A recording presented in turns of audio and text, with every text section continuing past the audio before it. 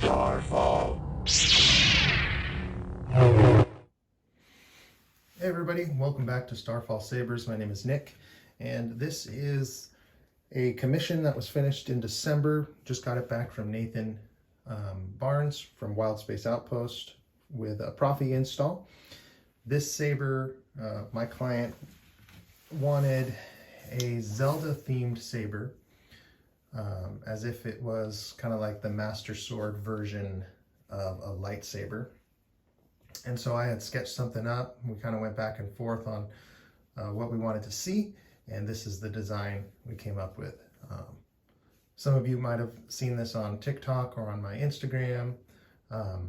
Turned out really cool, so I'll take you through some of the design features.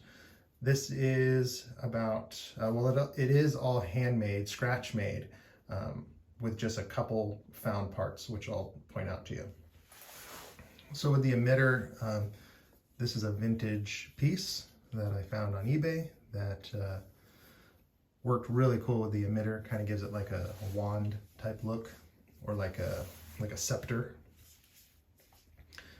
Just finished making this custom blade plug for the saber. You got machined brass, machined aluminum, and then I did all the etching on this by hand. So you got the Triforce on either side here. This is a custom box made from the brass activation box that you can get from the custom saber shop, but I cut it down to make it much shorter and compact. The original size actually hung over this choke piece about 1 millimeter on each side, so I cut it down, milled the sides nice and flat, sanded, and then I milled out a recess on it to do this little acid etched clamp card type looking detail that holds the power and auxiliary tactile buttons, and I think it turned out really cool. I also kind of acid etched where the box kind of sits on the saber too, to give it this little outline. It's supposed to look like an ancient saber, so with the acid etching and the weathering, I think we pulled that off. So we got the Triforce here. This is the Eye of Sheikah from the video games here, which represents truth, from what I've told. I played Zelda as a kid. It's been a long time, but my client's a big Zelda fan, so that's why we wanted to thematically make it look like it came from that universe and also Star Wars. This scroll work was just from some artwork from this poem.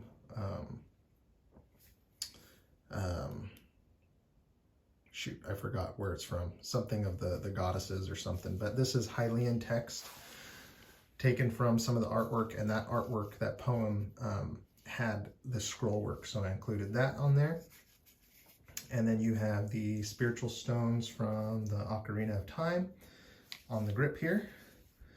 And then he wanted my client wanted a rear pommel, a crystal in the pommel. And so I had this idea for this rotating door to showcase it. So we'll get a bunch here. And this is also how you'll get access to the saber. But let me just show you this. So you loosen this little 1032 screw. This can come off, but you can also then rotate it to reveal the crystal. And with the cutouts on the brass and the aluminum, it gives it a pretty cool look. So I'm going to show you this in a second. This is how you get access to the saber to turn it on. So you're going to remove this rear pommel.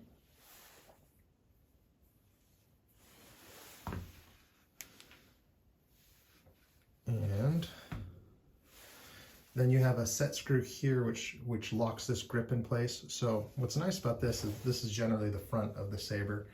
If you don't want to see the stones, you want to see more of the text, you can just loosen this and rotate it so you have more of the text, like so, with the stones facing the back or the side, lined up with the Eye of Sheikah on either side, however you want to do that.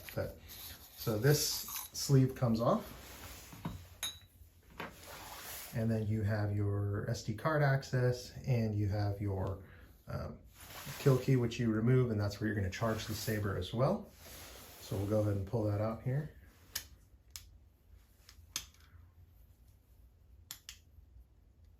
The Legend of Zelda. And you have the pulsing crystal there. So go ahead and line this up like so. And then tighten this down. That's very secure now. And then we'll put the pommel, the crystal door cover facing this way. And you tighten this down. Like so. And you got the power here. The Legend of Zelda. So that wakes the saber back up. And oh, sorry, that's the auxiliary. Let me get back to Legend of Zelda. Heroes reconcile. The Legend of Zelda. There we go. Top is power.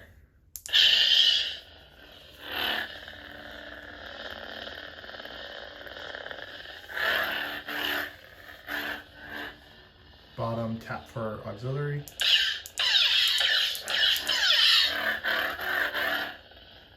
And if you hold the power for a minute or just a second and release, you get a song from the game.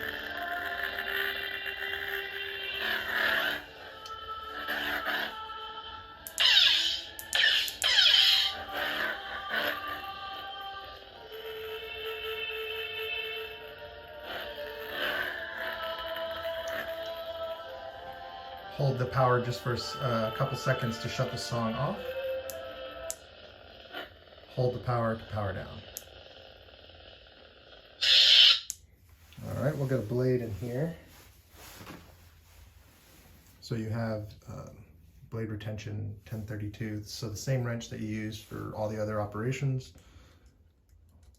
you'll use for this.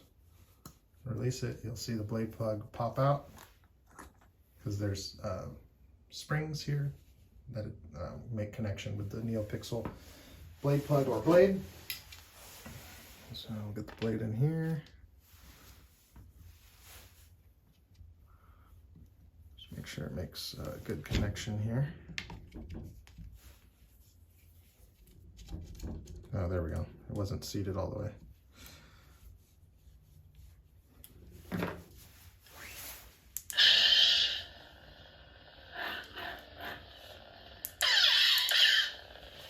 And you can also change colors on this. I'm trying to remember, I think it's hold auxiliary, tap power.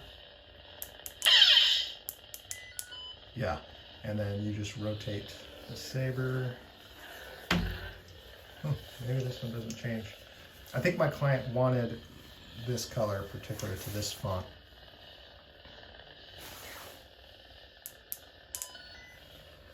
Yeah. So I'll show you, we can change fonts here.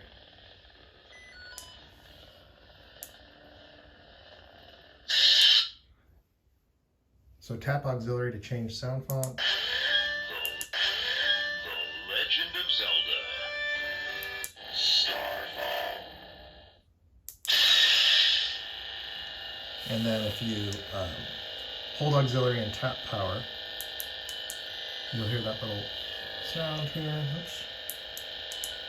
There we go. Now you can twist the saber and you can change the color that you want.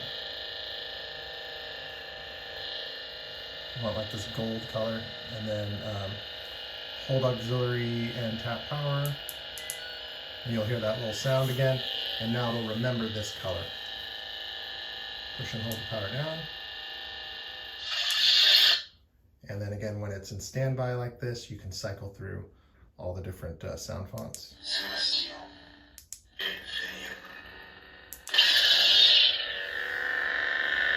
And the crystal will mirror the blade.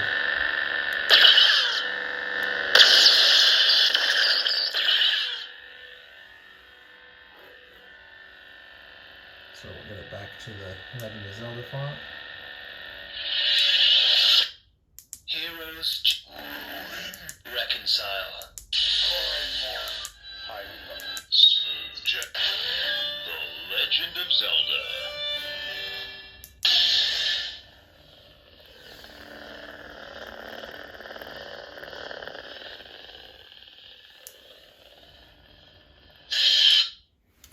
All right, so that's the basic operation of the Saber here. Turned out really cool. When you are storing it for a long time, you would go ahead and take the pommel off and the grip, and then insert that kill key.